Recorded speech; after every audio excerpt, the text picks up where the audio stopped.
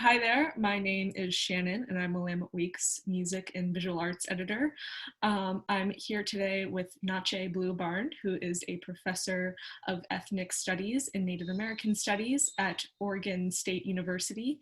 Natchee wrote the introduction to a new special edition of the Cartographica Journal, and that issue is about Indigenous mapping practices and how mapping has been used as a tool for colonization. Natchee, how are you doing today? Great. Thank you for having me. Thanks for taking the time.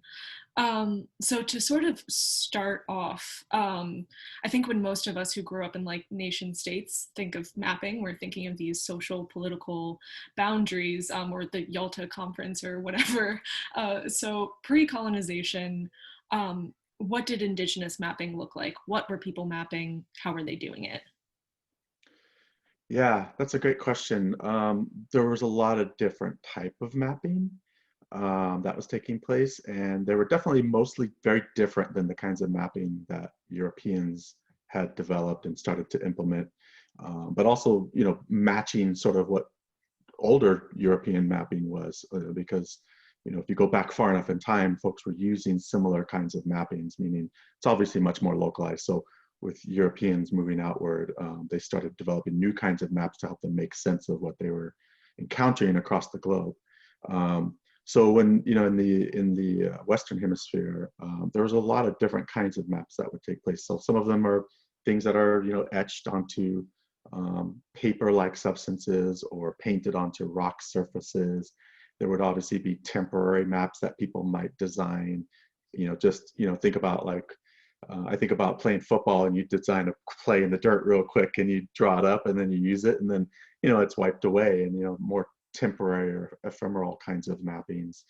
But other mappings were things that were built into the culture itself, so been built into song or built into ceremony, and things that you would sing your cartography, if you will. You would sing your sort of pathway across the landscape, or the story of a pathway, or a description that talked about the various things on the landscape, the names of them. The mapping was also on the landscape, in the sense of a lot of the naming practices told you quite a bit about things and how they were in relation to each other, as well as in relation to people and their histories. So a particular boulder might be the story of an animal, a particular animal, and its importance in your stories and your origin stories.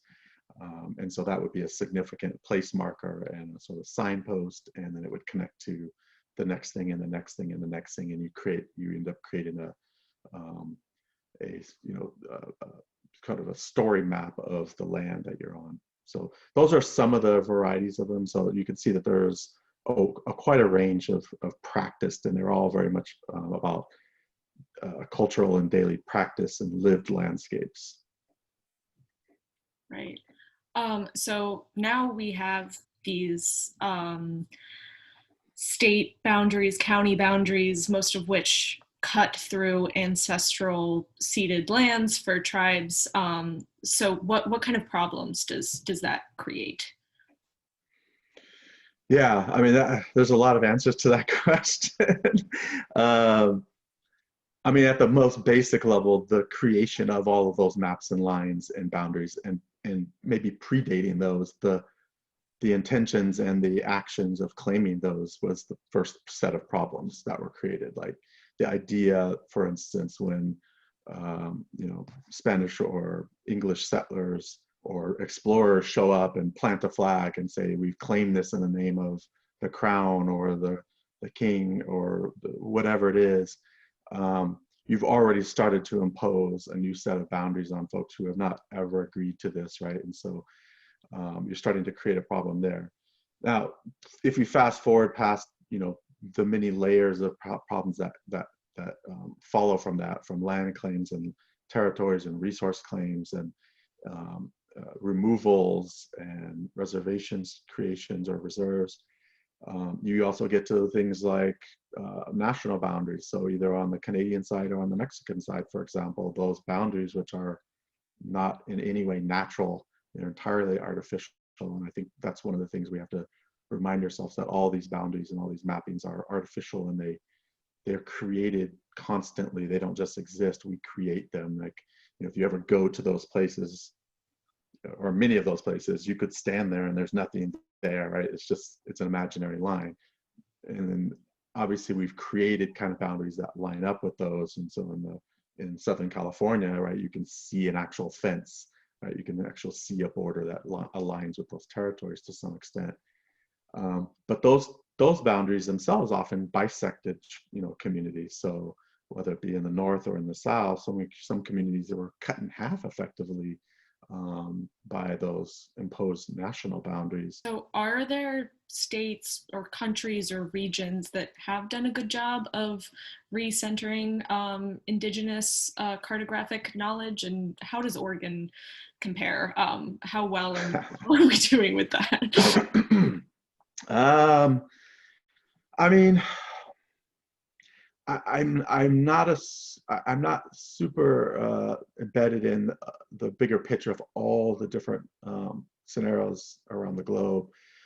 Generally, what it means to be indigenous on the earth right now is very much connected to the idea of having all of these struggles, right? Of having those claims and those understandings of what the landscape is, the map, the world that you're related to, having that, scrutinized, undermined, leveraged in ways that you don't always have a lot of control, mostly because of force, because of demographics, because of economics, because of political will, and not having the ability any longer. At one point, folks could resist, physically, militarily.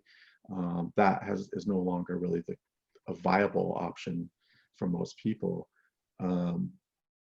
But for most indigenous people, they're facing the same kinds of things, that the resources that are being exploited, their rights that are being trampled, or their territories being trimmed. Sometimes their people literally being, killed in order to move them out of the way for, whether it be, access to farmlands in Brazil, or, or the fishers and the farmers in the North American continent. But it could be anywhere in Australia, New Zealand. I think some places are better at trying to elevate that conversation. So Canada does a little bit better than the US because of the demographics. Aotearoa, or what we also call New Zealand, does a little bit better because of their demographics. And other places are more similar. And there are indigenous people in most places around the world. So it's just a matter of whether or not they're recognized as such, and whether or not they are then sort of treated with in terms of the rights that are afforded to them or not. And that varies from place to place. But generally, it's very similar for most indigenous people. How does that play out here in Oregon? In Oregon, it's in this weird shifting place. As far as I can tell, we're in a kind of a historical moment where some tribes have been able to leverage certain political and economic power to their benefit. And we're in a weird moment where we're seeing greater interest in, for example, making land acknowledgements. And this is something I think more originated probably in Canada, but has moved down, where folks want to say, we want to recognize whose territories these are.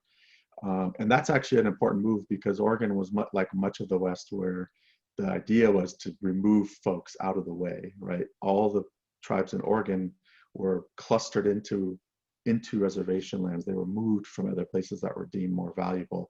And then those spaces were, bit by bit, were whittled down and whittled down. We're in an interesting place. In Oregon, I think it's similar to a lot of places in most respects in that way.